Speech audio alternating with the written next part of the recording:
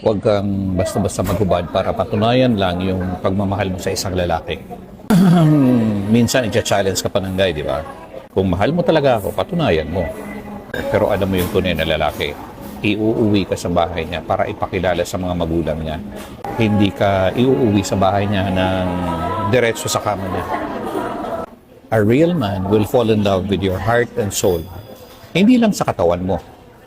Ang totoong lalaki ay hindi ibabagsak yung dignidad mo para lang patunayan na mahal mo siya.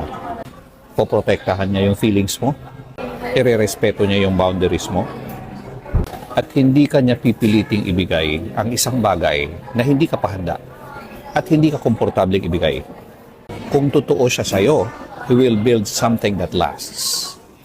Gugustuhin niya rin makilala yung pamilya mo. Huwag kang maniwala that love is about giving up pieces of yourself. Stay true to yourself. Panindigan mo yung mga paniniwala mo. Kasi yung tamang tao ay mamahalin ka for being like that. Kasi yung totoong tao ay mamahalin ka for being like that.